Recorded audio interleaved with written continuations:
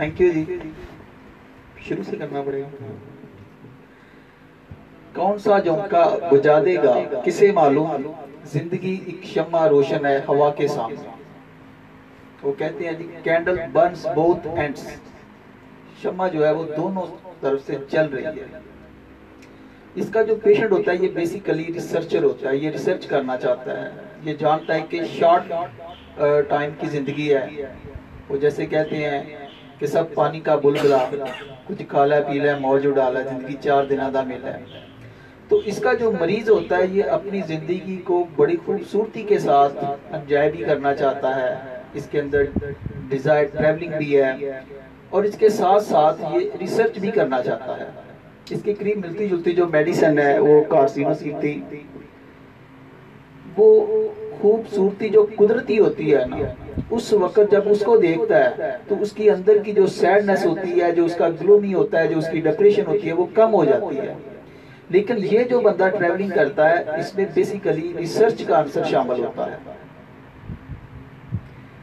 अब हमारे सामने सबसे अहम जो चीजें हैं और मेरे ख्याल में बहुत वजाहत के साथ डॉक्टर तौसीफ हाशमी साहब, डॉक्टर मामला साहब ने इसके हर पॉइंट को उजागर किया है। तो उस जमाने में जब इस पर प्रूविंग की बात हो रही थी या जब इस पर इसको मुख्तलिफ डॉक्टर्स ने अपने ऊपर आजमाया की, तो उस वक्त की ये सबसे बड़ी और खतरनाक बीमारी थी। उस वक्त ये सबसे डेंजरस बीमारी थी उस दौर में। और यकीन कर लें कि आज इतना सिस्टम हमारा तरक्की कर चुका है, लेकिन इसके बावजूद भी आप अपने हॉस्पिटल्स में देख लें तो आपको टीबी डॉट सेंटर मिलेंगे और उनमें सबसे ज्यादा पेशेंट आपको इसी हवाले से मिलेंगे। यानी कि हमारे लिए तो हमने इस दवा से कैसे फायदा उठाना है, this is a very very important.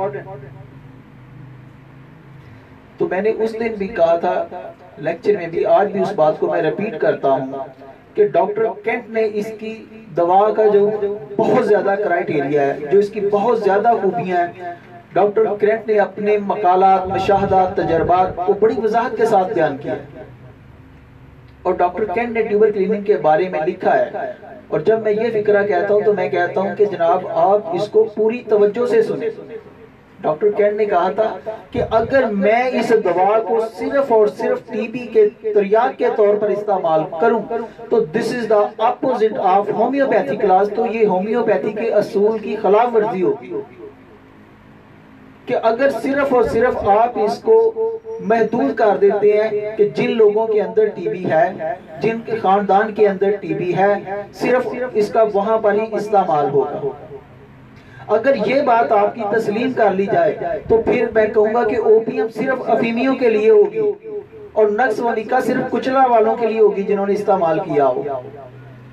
Homeopathy क्या कहती है?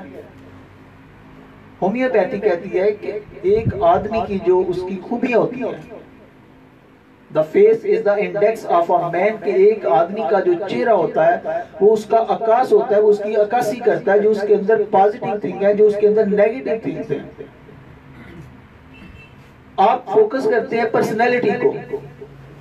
और फिर मैंने वहां पर एक मिसाल भी दी थी कि अगर आप इस बात को नहीं समझना चाहते तो अगर एक बंदा कोई जागीरदार है तो उसकी जागीर की एक ताकत होगी, उसकी खानदानी जायदाद की एक ताकत होगी। अगर आप उसको चौधरी बना दें तो उसकी चुदराहट की भी एक एक्स्ट्रा ताकत होगी, उसके पास डबल ताकत हो गई है। लेकिन अगर आप उसको मिनिस्टर, एमपीए, एमएनए बना दें तो फिर उसकी ताकत में बहुत इजाफा हो जाएगा। लेकिन हमारी होम्योपैथी इसके साथ क्या कहती है? वो कहती है कि जनाब आपने पर्सनैलिटी पर भी तवज्जो देनी है, उसको फोकस करना है। जो उस चाहे वो जागीरदार है, मिनिस्टर है, एमपीए, एमएनए है, जो उसका क्राइटेरिया हम जांचते हैं, जिसको हम मेजर करते हैं, वो है कि वो कितना अफेक्शनेट है, वो कितना दूसरों के साथ मोहब्बत करने वाला है, वो कितना दूसरों के साथ मिलनसार है, वो कितना दूसरों के दुख सुख में शामिल होने वाला है, कितना उसके अंदर एंगर है, कितनी उसके अंदर अवर्जन है, कितना वो जालिम है, कितना वो हसद रखने वाला है, कितना वो दूसरों के साथ इंसल्ट के साथ पेश आता है। तो फिर इस पे जाके हम अपनी दवा को सिलेक्ट करते हैं कि ये लाइकोपोडियम है, ये नक्स है। तो खुदारा डॉक्टर केंट के इन अल्फाज को डॉक्टर ब्रंट ने भी जब अपनी इस दवा को प्रूव किया था तो उन्होंने इसको अपने जिस्म पर प्रूव किया था। और हालांकि ये बकायदा इसकी प्रूविंग आज तक नहीं हुई है, क्योंकि ये इतना डेंजरस जो है ये टॉक्सिन है। और जब उन्होंने इस दवा को अपने ऊपर प्रूव किया तो उन्हें बहुत सारी चीजें जो कॉमन मिलती थी, उनमें से हेडेक था, जो बहुत ही गहराई में सर दर्द होता था। जैसे डॉक्टर तसीफ साहब ने कहा कि जनाब स्क्वीजिंग लफ्ज, जैसे कोई पेंचा जा रहा हो, कुचला जा रहा हो, वो फीलिंग। और ऐसा सर दर्द जो वक्त मकर्रा पर पीरियडिसिटी जिसके अंदर हो। तो उन्होंने इस दवा को बहुत ज्यादा इस्तेमाल किया और उन्होंने बहुत ज्यादा कामयाबी उस वक्त समेटी। अगर ट्यूबरकुलिनियम में आप देखें तो दो डॉक्टर केंट जिन्होंने बोविनियम और डॉक्टर ब्रेंट जिन्होंने बेसिलिनियम को मुतारफ करवाया, उन्होंने बहुत ज्यादा इससे कामयाबी समेटी। और उस वक्त के जो मौजूदा होम्योपैथिक डॉक्टर थे, उन्होंने हसद की वजह से आप पर लेबल लगाया कि जनाब आप तो जदीद डॉक्टर हैं। तो उन्होंने एक इसका मखसूस क्राइटेरिया भी बता दिया। अब ये हमारे ऊपर लाजम है कि इतनी इंपॉर्टेंट मेडिसिन है, और आज देखें, यकीन करें कि जो ये स्किल्स समझ आता है, जिनको ये स्किल्स आ जाता है, पेशेंट उसके पीछे होते हैं, दौलत उसके पीछे होती है, रिस्पेक्ट उसके पीछे होती है, लोग उसको रिस्पेक्ट देते हैं, उसको ऑनर देते हैं। तो ये एक बहुत बड़ी होम्योपैथी ताकत है। और जब इसकी हम मेडिसिन की बात करते हैं तो हर मेडिसिन यकीन माने बहुत बड़ी है अपने क्राइटेरिया में, अपनी डेप्थ में। अच्छा, तो ट्यूबरकुलिनियम को देखना है हमने कि कब और क्यों हमने इसको यूज कर रहे हैं। ये सबसे इंपॉर्टेंट क्वेश्चन है हमारे लिए। तो सबसे पहली बात यह है कि आप देखें कि टीबी जो है, ये इसका जो जरासीम्स होता है, ये सांस के जरिए ड्रॉपलेट इन्फेक्शन इसको कहते हैं कि एक पेशेंट से दूसरे पेशेंट में ये ट्रेवल करता है। कंजेस्टेड एरिया, वो एरिया जो बहुत कंजेस्टेड होते हैं, जहां पर बहुत ज्यादा गंजान आबाद होते हैं, जहां पर नाकस सहूलियात होती हैं, जहां पर पानी का इंतजाम ठीक नहीं होता है, जहां पर सफाई सुथराई का निजाम ठीक नहीं होता है, तो आपका पूरी मोहल्ला, आपकी पूरी सोसाइटी जो होती है, आज भी आप देख लें तो आपको बहुत ज्यादा जो टीबी के पेशेंट या आपको क्रॉनिक खांसी के पेशेंट, नज़ले जुकाम के पेशेंट आपको मिल जाएंगे। तो इससे इसकी डेप्थ, इसकी गहराई का आप अंदाजा कर लें कि आप इसको सिर्फ और सिर्फ टीबी के खानदान तक ही महदूद नहीं कर सकते हैं। हो सकता है जो आपके हमसाये का बच्चा आके जो उस घर में एक नाने को, दादे को टीबी है, वो भी तो उस बच्चों के साथ आके खेल रहा है, उसको भी तो इन्फेक्शन हो सकती है। और ये बड़ी स्लोली होती है। कहते हैं कि टीबी का जो माइकोबैक्टर, जो इसका जरासीम है, ये बड़ी तेजी के साथ अपना काम करता है, लेकिन जब ये अपना काम कर लेता है तो जो इसके रिजल्ट आते हैं वो बहुत स्लोली होते हैं। और जब तक इसकी रिपोर्ट्स आती हैं सामने, उस वक्त तक बहुत ज्यादा डैमेज हो चुका होता है। अब ट्यूबरकल, इसका मतलब होता है छोटा सा दाना, उबार, यानी कि जो टीबी होती है, आप अगर लंग्स की एक्सरे को देखें तो उसमें छोटे छोटे सुराख आपको नजर आते हैं, यानी कि ये खा जाती है। तो अब ऐसी इन्फेक्शन जो एक घर में, जो एक फैमिली में, जो एक खानदान में, जो कंजेस्टेड एरिया में मौजूद है, as an assort, as a miasmatic power रखने के सबसे पहला जो उसका यूज होता है वो होता है प्रिवेंटिव मेजर। आज आप देख लें कि आप होम्योपैथी को प्रिवेंटिव मेजर पे कितना यूज कर रहे हैं। आपके मोहल्ले की कोई बीबी ने सफर पे जाना होता है ना, डॉक्टर साहब मेरा तो दिल, हालांकि उस वक्त उसका दिल खराब नहीं हो रहा होता, लेकिन वो क्लिनिक पे आ जाती है, डॉक्टर साहब आप मुझे कोई ना कोई मेडिसिन दे दें, आप पेट्रोलियम या काकुलस दे देते हैं। और वो कहती है जनाब मैंने ये मेडिसिन इस्तेमाल की और अल्लाह ताला का शुक्र है कि इस दफा मुझे कोई तकलीफ नहीं हुई है। तो ये क्या था? प्रिवेंटिव मेजर था। आज जो एपिडेमिक डिजीजेस हैं उन पर आप बहुत सारी ड्रग्स को इस्तेमाल करते हैं, जिनमें आर्सेनिक एल्बम है, ट्यूबरकुलिनियम है, तो ये आपकी प्रिवेंटिव मेजर के तौर पर भी काम करती है। तो डॉक्टर केंट ने यहाँ पर कहा था कि अगर आप किसी शख्स को जो ऐसे कंजेस्टेड एरिया में रह रहा है जहां पर खदशा है, जो पेशेंट उस तरफ जा सकता है, अब जाने के कई रूट्स हैं। अगर किसी बंदे को गम लग गया ना, किसी को मोहब्बत का गम लग गया, किसी को कोई दुख लग गया, उसकी भूख खत्म हो गई, उसका लिवर डिसऑर्डर हो गया, उसका स्प्लेन इनलार्ज्ड हो गया, एट लास्ट उसका जो फीवर है वो आना शुरू हो जाएगा, एंटेरिक फीवर हो गया। उसके बाद पता चलता है जनाब इसका तो ये असर बहुत बढ़ चुका है, ये तो टीबी के करीब जा चुका है, या इसको टीबी हो गई है, हालांकि उसके खानदान में नहीं थी। यानी कि वो जो कंडीशंस थी उन्होंने उसको बीमार कर दिया। तो डॉक्टर केंट ने कहा है कि अगर आप इस मेडिसिन को 200 ताकत में, 1 M ताकत में, 50,000 ताकत में, CM ताकत में 2 वक्तों के दौरान अगर आप इसकी 2 डोजें दे देते हैं तो फिर आप किसी के साथ बैठें खेलें जो टीबी से मुतासर है, आपको टीबी नहीं होगी। ये इसका प्रिवेंटिव मेजर है। और दूसरी जो कंडीशन, यानी कि ऐसे पेशेंट जो हमारे क्लिनिक में रोजाना कोई ना कोई बीमारी लेके आ जाते हैं, कभी उन्हें सर दर्द है, कभी उन्हें जिस्म में दर्द है, वो ठीक ही नहीं हो रहे, कभी उनका लंग्स का प्रॉब्लम हो गया है, कभी उनका लिवर का प्रॉब्लम हो गया है, यानी कि एलमेंट्स जो होती हैं, जो डिजीजेज हो रही हैं वो भी चेंज हो रही हैं from one organ to another organ. तो ऐसी कंडीशन में भी ये आपकी बहुत जबरदस्त मेडिसिन है। तो ये थोड़ा सा इसका क्राइटेरिया था कि आप उन लोगों के लिए जहां पर आपकी वेल सिलेक्टेड रेमेडीज, यानी कि आपके क्लिनिक पे पेशेंट आता है, आप उसकी मेडिसिन उसको बेलाडोना देते हैं, आप उसको पल्साटीला देते हैं, आप उसको एकोनाइट देते हैं, या कोई भी जो उस सिचुएशन के मुताबिक होती है। लेकिन जब पेशेंट बार बार आता है और वो मेडिसिन बेहतर तरीके से परफॉर्म नहीं करती है, तो यहाँ पर आप इसकी 1 डोज दे दें और फिर ये होगा या तो ये अकेली शिफा याब कर देती है, या जो आपकी वेल सिलेक्टेड रेमेडीज होती हैं उसके बाद उनका रास्ता जो होता है वो हमवार हो जाता है। एक तो ये इसकी थोड़ी सी वजाहत क्राइटेरिया की करनी थी कि आप किन लोगों पर इस्तेमाल कर सकते हैं, यानी कि जो जिस खानदान में टीबी है वो भी हैं और जिनमें उस जैसी अलामात पैदा हो रही है। अब देखिए ना कि इसको इंसेंटी के लिए डॉक्टर तसीफ हाशमी साहब ने कहा कि ये पागलपन की बहुत बड़ी दुआ है, और जिस बंदे को जनाब गहराई में सर दर्द लग जाए, जो टकरे मारे, वो जो पागलपन की तरफ चला जाए, जहां पर आपकी दूसरी मेडिसिन काम ही ना करें, इसलिए ये ज्यादा वहां पर अहम दुआ है। क्योंकि प्रूविंग के दौरान जब इसकी आजमाइश हुई थी तो ये अलामत बार बार मिली थी। और पेरियोडिसिटी में नौबती बुखारों के लिए, मलेरिया बुखारों के लिए, अब देखिए मलेरिया बुखार क्या करता है, ये भी स्प्लेन इनलार्ज कर देता है, ये भी आपके लिवर को डिसऑर्डर कर देता है, ये भी आपके बुखार को टीबी तक लेके जाता है। तो जहां पर आपकी दूसरी मेडिसिन फेल हो जाती है, आप ट्यूबरक्लिनियम को दें।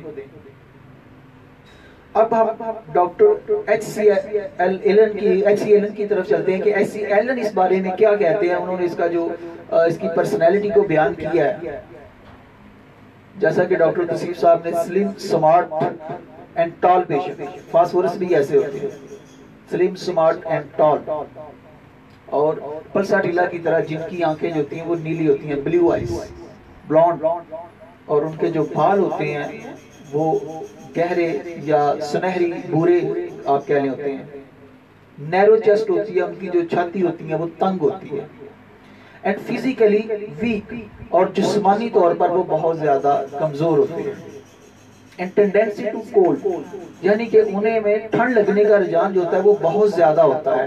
हाउ एंड वेयर, कब लगी कैसे लगी पता ही नहीं चलता है। और दूसरी बात, इसमें दोनों सिम्टम्स जो होती हैं वो बड़ी पीक पर मिलती है, गर्मी के नाते से, सर्दी के नाते से भी। और एक जहां पर जो डॉक्टर HC एलन ने दो लफ्ज बयान लिखे हैं, एक है एक्टिव, कि इसका जो पेशेंट होता है वो बहुत ज्यादा एक्टिव होता है, और दूसरा है प्रीकॉशियस, यानी कि इसका जो पेशेंट होता है वो वक्त से पहले उसकी डेवलपमेंट हो जाती है, वक्त से पहले वो बढ़ जाता है, उसकी नशोनुमा जो होती है बड़ी तेजी के साथ होती है। अब एक्टिव में देखें कि अगर आप ट्यूबरक्लेनियम के बच्चों को देखें कि वो कितने एक्टिव होते हैं, अब वो कमजोर भी होंगे, बार बार बीमार भी होंगे, बार बार उनकी चेस्ट जो है वो खराब हो जाएगी। उनका थोड़ा सा मामूली सा भी अगर जुकाम हुआ है तो वो चेस्ट की तरफ चला जाएगा। आए दिन उन्हें कोई ना कोई प्रॉब्लम रहता है।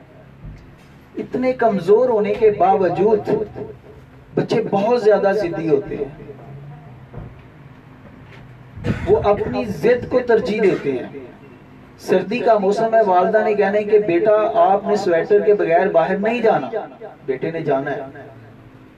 वालिदा ने कहना है बेटा आपने पानी में हाथ नहीं डालने, आपने पानी में नहीं नहाना। उसने अगर बाल्टी या टब देखा तो उसने अपने ऊपर अंडेल लेना है। जिस चीज से मना करना है उसने वो काम करना है। उसे कहने के बेटा आपने छत पे नहीं जाना, वो जाएगा, आपने दीवार पे नहीं चढ़ना, वो चढ़ेगा।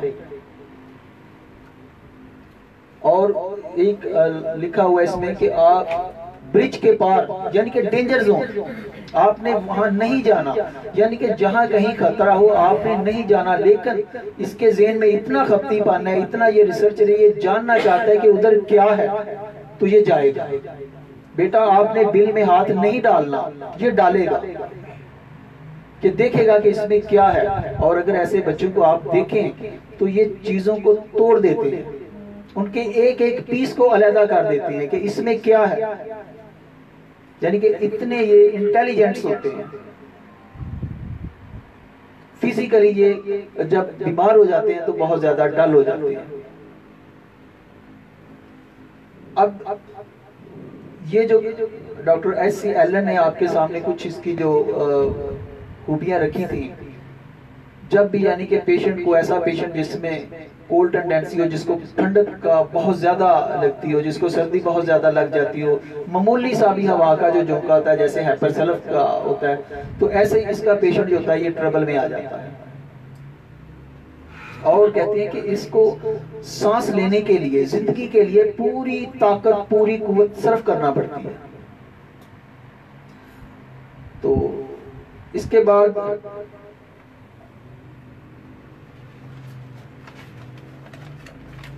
J.H. क्लार्क ने इसके इंडिकेशन, कोई भी लेक्चर हो ना तो ये हमारा अलमिया है कि जितनी मर्जी हम उसकी फिलॉसफी बयान करें, जितना मर्जी, तो बाद में पूछते हैं कि यार ये किस किस काम आएगी। हालांकि उस पे होल बात हो रही है कि यार आपको किसी भी डिजीज से कोई गरज नहीं है। वो क्राइटेरिया दुआ का इतना बड़ा है कि उसमें आप जो मर्जी शामिल कर लें। डॉक्टर केंट ने लिखा है कि सल्फर बहुत बड़ी दुआ है, लेकिन अगर सल्फर फेल हो जाए तो आप ट्यूबरक्लिनियम को लें। और फिर वो कहते हैं कि अगर किसी अलामत पर ट्यूबरक्लिनियम दे दी जाए तो फिर आप उस अलामत को उससे निकाल नहीं सकते हैं। यानी कि इससे अंदाजा लगाएं कि इसकी गहराई कितनी है। तो डॉक्टर J.H. क्लार्क ने लिखा है कि ये एक्नी के लिए, यानी कि कील मुहासों के लिए। अब देखिए कि हमारे पास कील मुहासों के लिए बहुत सारी मेडिसिन है, पल्साटील है, बेलाडोन है, काली ब्रोम है, रेड ब्रोम है, लेकिन अगर उनसे ठीक ही नहीं हो रहे हैं, कभी चेहरे के इस तरफ निकल आता है, कभी इस तरफ निकल आता है, कभी इस तरफ निकल आता है, क्रॉनिक कैफियत है, दूसरी मेडिसिन काम नहीं कर रही है, तो फिर ट्यूबरक्लिनियम की एक 1 mg की डोज दे दे और फिर रिजल्ट देगी। या तो ये अकेली शिफा याब कर देगी, या जनाब दूसरी मेडिसिन फिर उसी वक्त फौरन उसको ठीक करने की सलाहियत उसमें आ जाएगी, उसका रास्ता हमवार हो जाएगा। उसके बाद हमारे पास एक बड़ी इमरजेंसी कंडीशन है जिसको डॉक्टर J.H. क्लार्क ने यहाँ पर मेंशन किया, अपेंडिक्स,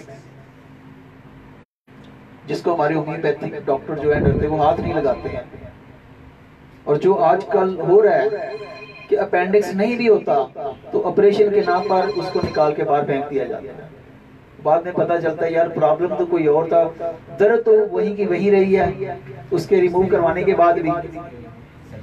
तो यहाँ पर जो इसकी अलामात लिखते हैं वो डॉक्टर J.H. क्लार्क को कहते हैं कि एट लीस्ट एक्सर्शन के मामूली सी हरकत भी जो होती है उससे इसकी तकलीफ बढ़ जाती है। जैसे जर्किंग, अब आपके सामने 2 मेडिसिन हमारे डॉक्टर्स ने बहुत रटा लगाया हुआ है, ब्रायोनिया और बेलाडोन। और ब्रायोनिया वाकई बहुत कमाल करती है यहाँ पर। अब देखिए कि मामूली सी हरकत से भी, अब मामूली सी हरकत के साथ क्या हो गया कि मरीज में एकदम उसकी जो ताकत है वो खत्म होती हुई उसे महसूस हो रही है, उसके अंदर एंग्जाइटी आ गई है, यानी कि आर्सेनिक एल्बम वाली एंग्जाइटी आपको मिलेगी। टेरेंटोला के अंदर जो एंग्जाइटी होती है वो एक जगह पर टिक के नहीं बैठ सकता। जब इसके अंदर एंग्जाइटी आएगी, इसके अंदर ये कैफियत आएगी, तो ये मरीज भी बेचैन होगा। बेचैनी और तकलीफ की वजह से जो लिखा हुआ है ना डिजायर ट्रैवलिंग, यानी कि एक जगह से इधर उधर घूमता फिरता है, वो अपनी तकलीफों की वजह से वो समझता है कि शायद उधर जाएगा तो शायद वो ठीक हो जाएगा। अगर आपने किसी सांस वाले मरीज को देखा हो ना, जो दमे का मरीज हो, तो अगर आप उसकी कैफियत को देखें तो फिर अंदाजा होता है कि क्या बन रही है, जिसको कहते हैं किस पा बिक दी है। तो वो पेशेंट भी होता है, वो कभी छत पर, कभी हालांकि बाहर सर्दी होती है, ठंड होती है, ट्यूबरक्लेनिया में भी। और यही वजह है कि जैसे डॉक्टर साहब ने तकरीबन 6-7 इसकी जो टाइप्स थी, क्लासिफिकेशन थी, वो आपके सामने बयान की थी। अब तक कहते हैं कि 26 इसकी जो टाइप है, 26 डॉक्टर ने इसको जो है ऑब्जर्व किया है और उन्होंने इसको अपना और डॉक्टर J.H. क्लार्क ने और डॉक्टर S.C. एलन ने बेसिलिनियम और ट्यूबरक्लेनियम बवेनियम या ट्यूबरक्लेनियम इसको कहा कि ये इनका तकरीबन जो मिलता जुलता रिजल्ट है, कोई 19-20 का फर्क होगा। उसके बाद नजराती कैफियत के लिए आपके पास बहुत सारे ऐसे पेशेंट आते होंगे कि जो कहते हैं माइंडसेट दे रहे हैं कि कैसे आगे बढ़ना है। तो उन्होंने ट्यूबरक्लेनिया में बच्चों की जो डेंटेशन पीरियड में थी, उन्होंने कहा कि 70 to 80% की जो प्रॉब्लम्स है वो इस मेडिसिन से क्योर हो जाती है। और इत्तेफाक से हमने एक उनका लेक्चर भी अटेंड किया था और जिस पर उन्होंने कहा था कि डायबिटीज की शुगर की 2 बड़ी दवाएं हैं, एक उन्होंने सल्फर और एक ट्यूबरक्लेनियम। क्योंकि ट्यूबरक्लेनियम और डायबिटीज को अगर देखें तो ये दोनों गोश्त को खा जाती है, गोश्त को गला देती है। मरीज के अंदर सर्दी वाली भी कैफियत हो जाती है, गर्मी वाली भी कैफियत हो जाती है। मरीज चाहे गर्म पीना चाहता है, बोतल ठंडी पीना चाहता है, तो वो उस तरफ जाता है, तो वहां पर 10 ml ट्यूबरक्लेनियम को रिकमेंड करते हैं और फिर वेट करने का कहते हैं। और यकीन करें कि ऐसा है। उसके बाद स्किन के चूंकि इस दवा के अंदर साइकोसिस मियाज़म भी है, सोरक मियाज़म भी है और सिफिलिस, यानी कि तीनों मियाज़म आपको इस दवा के अंदर मिलते हैं। सोच भी है, जिस पर आप काम करते हैं वो भी है, और जिसका नतीजा भुगतना पड़ता है वो भी है। तीनों मियाज़म, और जहां पर ये तीनों मियाज़म या खास तौर पर साइकोसिस और सिफिलिस मियाज़म इकट्ठे हो जाते हैं, उसको हम कि क्या होती है, वो शिकारी तीर लगाता है, वो सीधा हर चीखें निकल जाती है, उस चीख को गजल कहते हैं। इसी तरह ट्यूबरक्लेनियम या ये जो आपके नसोड हैं या मियाज़मेटिक ड्रग हैं, ये इसी तरीके से तकलीफों को खत्म कर देने वाली, उनकी चीखें निकाल देने वाली मेडिसिन होती है। और ये आप पर डिपेंड करता है कि आप अगर इसको अकॉर्डिंग टू द सिचुएशन, ये नहीं है कि उसकी जरूरत नहीं है तो आप इसको इस्तेमाल कर रहे हैं। तो कहते हैं कि हथियार कौन सा अच्छा जो। और इसी तरह देखें नेट्रम्योर हमारी आइज के लिए, या बच्चों का जो हेडेक होता है, स्कूल गर्ल्स के धूप में उनका सर दर्द बढ़ जाता है, जब वो स्कूल से आती हैं उनकी आई साइट वीक होती है, या जब वो स्टडी करती हैं, तो अगर ये दवा काम ना करे तो आप ट्यूबरक्लेनियम को दें। और जैसे डॉक्टर साहब ने बोला था कि जनाब ये जो कॉर्निया होता है ना, उसको ये साफ करने वाली है, ये जो शिफाफ झिल्ली होती है, अगर इसमें धुंधलाहट आ जाए तो इसको ये दूर करने वाली ट्यूबरक्लेनियम सबसे अहम दवा है। एक और कंडीशन जिसमें जनाब bearing sensation of bearing down, जो डॉक्टर साहब ने आपको बयान किया था कि इसमें चूंकि गोश्त खाया जाता है तो जो मांस होता है वो नीचे की तरफ जो होता है लटक जाता है। तो यहाँ पर आपकी 2 मेडिसिन आती हैं, एक सिपिया है और लिलियम टैग है। इन दोनों से ये बेहतर परफॉर्म करती है। अब यहाँ पर ही आप देखें कि न्यू बॉर्न बेबी में अगर किसी बच्चे को इंग्वाइनल या दूसरा हर्निया हो जाए तो वो भी आंत बाहर आ जाती है ना, उसके लिए ये बड़ी टॉप की मेडिसिन है। और न्यू बॉर्न बेबी में अगर 200 की आप डोज दे दें तो आपको लग पता जाएगा ये कमाल करती कैसे है। प्रोलैप्स ऑफ रेक्टम के अंदर जहां पर आप पोडोफाइलम दवा देते हैं या और कई अद्वियात हैं, तो अगर वहां पर आप इसको देते हैं, लेकिन और खास तौर पर जब उन बच्चों में जिनके आप देखते हैं कि वो बच्चे बहुत ज्यादा वीक हैं, वो बच्चे बहुत ज्यादा कमजोर हैं और वो आए दिन बीमार हो रहे हैं, वो क्योर नहीं हो रहे हैं, तो उन बच्चों को अगर आप एक डोज दे देते हैं तो आपके लिए और उस बच्चे के लिए आपकी रिस्पेक्ट बनेगी और उस बच्चे की जो है सेहत बनेगी। ये होम्योपैथी का हुस्न है। और यकीन माने कि ये टॉपिक जो है इतनी वुसअत रखते हैं, इतनी वुसअत रखते हैं। मेरा तो एक ये प्रॉब्लम है कि मैं कोई चीज ऊपर से बयान नहीं कर सकता, मैं अपने माइंड से अगर करूंगा तो वो इधर उधर हो जाती है। मैं हमेशा मेडिसिन की डेप्थ को देखता हूँ और यही मेरे लेक्चर में, क्योंकि जो मेरे सीनियर है मैंने उनको देखा है कि वो कभी भी बीमारियों के पीछे नहीं भागते हैं, वो फलसफे की तरफ भागते हैं, वो उस मेडिसिन की डेप्थ को कवर करते हैं। और यकीन माने कि जब हमारे अंदर ये खूबियां आ जाएंगी तो फिर आप देखेंगे कि पेशेंट चाहे कितनी बड़ी बीमारी लेके आपके पास क्यों ना आए, आपको कंफ्यूज नहीं होना चाहिए। अगर आप उसकी क्राइटेरिया के ऊपर जो मेडिसिन आपकी आ रही है तो अगर आप उस पर मेडिसिन देते हैं, जैसा कि डॉक्टर केंट ने कहा कि जब आप किसी दवा को प्रूविंग करते हैं तो जो सिम्टम्स आपको उसमें मिलती हैं दर हकीकत वो उस दवा का जो होता है वो क्राइटेरिया होता है। और जब उस अलामत पर उस क्राइटेरिया के अंडर आप किसी दवा को रिकमेंड करते हैं तो वो फौरन शिफा याब हो जाती है। आपने अपनी प्रैक्टिस में देखा होगा, कभी ऐसा नहीं हुआ कि जनाब आपको 100% यकीन हो कि जनाब ये दवा जो है ये इपिकाक का पेशेंट है और आपने इपिकाक दी और आपको इतना यकीन है तो आप कहेंगे कि बैठ जाए यार तुम अभी ठीक हो जाओगे, और वो फौरन ठीक हो जाता है। आपने एकोनाइट दे दिया, आपने आर्निका दे दिया, जिस मेडिसिन को आप समझते हैं, जानते हैं कि ये जो अलामत है उस क्राइटेरिया के अंडर आती है। और यकीन माने कि अलामत को रटना कोई आसान काम नहीं है। रेपर्टरी बड़ी बड़ी अलामत से आप किस किस अलामत को आप ज़हन में फीड करेंगे, लेकिन अगर आप उसके क्राइटेरिया को फीड कर लेते हैं, जैसा कि SCL ने लिखा है कि जनाब all types of injuries and उसकी जो आफ्टर कंप्लेंट्स हैं arnica, all types of fear जो स्टिल है अभी तक मौजूद है एकोनाइट। और इसमें क्या डॉक्टर केंट कह रहे हैं कि जनाब जिसमें आपको टेंडेंसी मिलती है, कोल्ड मरीज को मामूली सी हवा लगने से भी, मामूली सी वो मौसम ठंडा होता है, मौसम में जरा सी तब्दीली होती है और मरीज बीमार हो जाता है।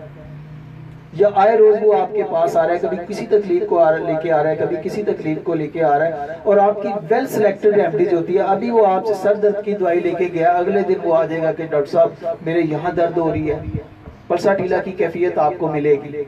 और अगर पल्सा ढीला क्योर नहीं करती है तो फिर आपको ट्यूबर की तरफ आना पड़ेगा। मेरे ख्याल में टाइम हो गया।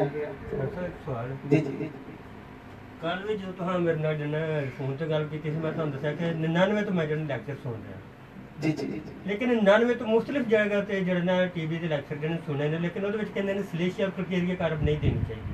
लेकिन आज तक किसी ने ये वेरीफाई नहीं किया कि क्यों नहीं देनी चाहिए, जबकि सलेशिया जड़ी है ਉਹਦੇ ਬਾਰੇ ਲਿਖਿਆ कि हड्डियां की टीबी की बेहतरीन मेडिसिन है। बेहतरीन मेडिसिन होने के बावजूद जे अगर असीं नहीं इस्तेमाल कर सकते तो हाँ कदों करनी है, जो मरीज ने फौत हो जाना, उसकी कबर तक नहीं हाँ जाके पानी। ठीक है, तो अज सानू सिम्टम जड़ियां मिलियां ने। ठीक है, बहुत सारे वड्डे जन लेक्चरार ने, हाँ तक बनारस वान साहब ने भी ये गल जी लेक्चर से जी बयान की कि तुम सलेशिया और प्रक्रिया कारक जी टीबी के पेशेंट को ना दियो। क्यों? थैंक यू जी डॉक्टर साहब। डॉक्टर साहब का क्वेश्चन था कि बहुत सारे वो कह रहे हैं कि तकरीबन जनाब 99 से मैं टीबी के ऊपर जो लेक्चर सुन रहा हूँ उसमें अक्सर कहा गया या अक्सर बुक्स में लिखा हुआ है कि आपने सलीका मेडिसिन, सलेशिया मेडिसिन जो है वो टीबी पेशेंट को नहीं देनी है। सलेशिया और कलकेरिया दोनों, और कलकेरिया कार का भी वो जिक्र कर रहे हैं। देखिए, जब आप मुख्तलिफ डॉक्टर्स की बुक्स पढ़ते हैं, सबसे पहली बात तो ये है कि आपने फॉलो किसको करना है। अगर तो आप आर्गेनिन को पढ़ते हैं तो आपने आर्गेनिन को फॉलो करना है।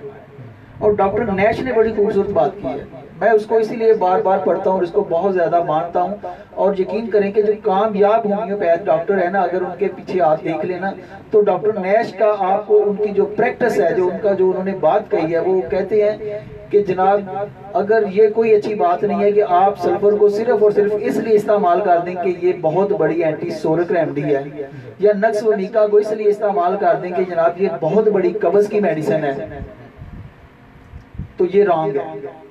क्योंकि आपके पास तो और भी एंटीसोरिक रेमेडीज हैं, आपके पास और भी कब्ज के लिए मेडिसिन है। और फिर एक और बात भी लिखते हैं कि ये भी मानना पड़ेगा कि सल्फर बहुत बड़ी दवा, उसका क्राइटेरिया भी बहुत बड़ा है।